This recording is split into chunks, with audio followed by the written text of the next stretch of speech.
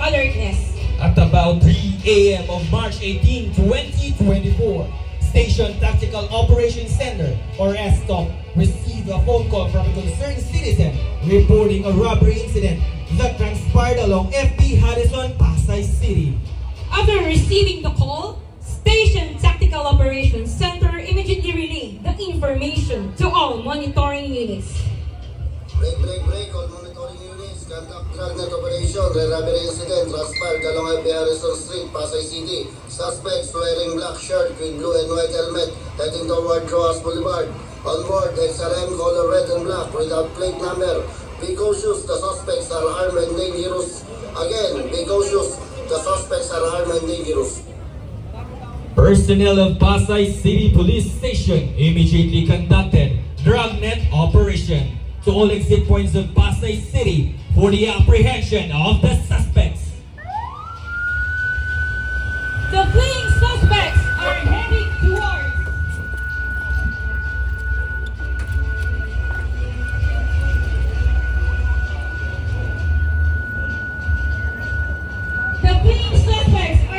towards the direction of Rojas Boulevard Service Road, where a checkpoint is established.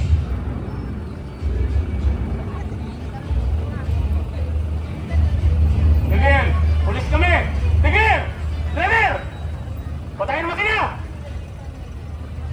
Huwag ka na mag-isip! Taas na naman kami! Tuwat.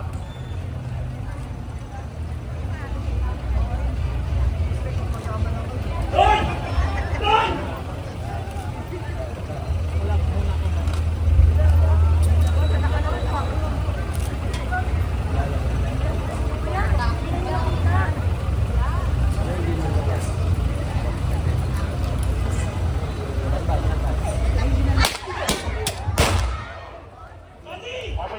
Officers down. AOC, request ambulance. Officers down. Officers down. Ready? Ready? Ready? Ready?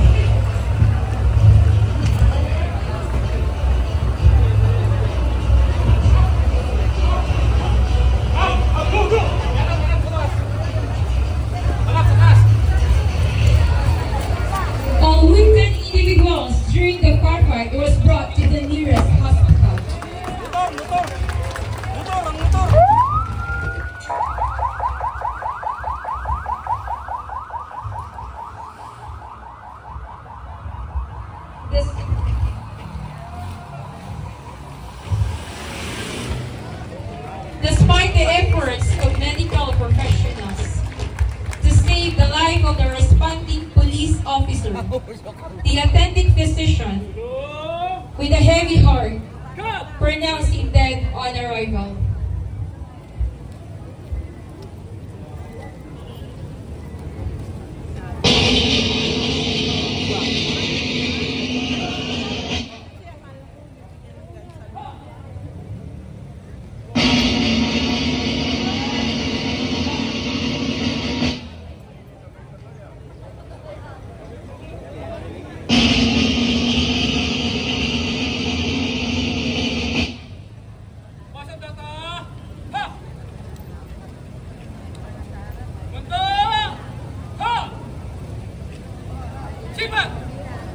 The 21-gun salute is a traditional military honor that involves the firing of rifles in a sequence of 21 shots.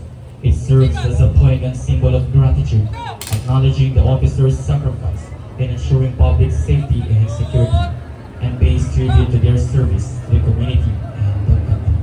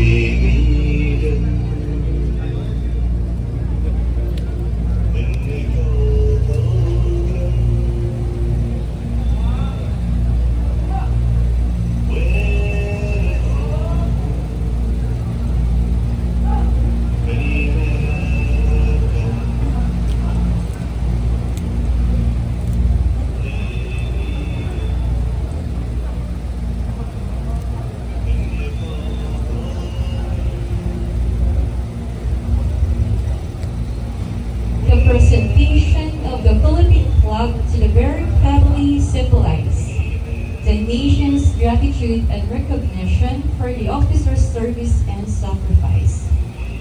The flag is a symbol of honor, valor, and respect, representing the officers' commitment to duty and service to the country.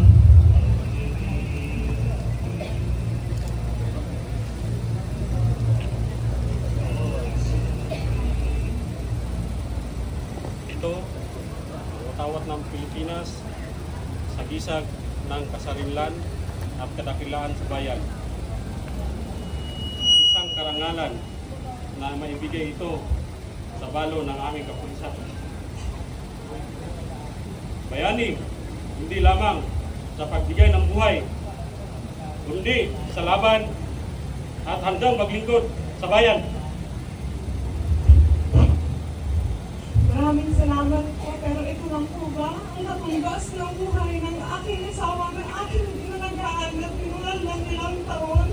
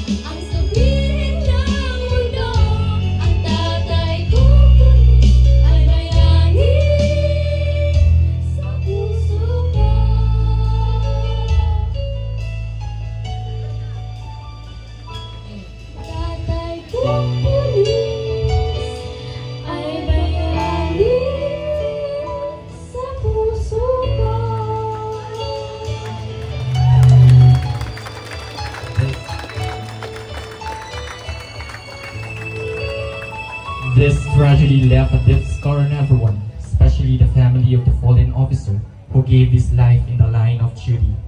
This incident serves as a reminder that life is fleeting and unpredictable, a precious gift that we must never take for granted.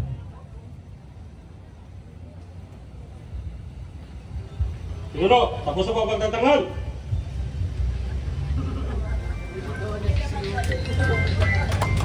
Sa labas. Lock! Salong, cut!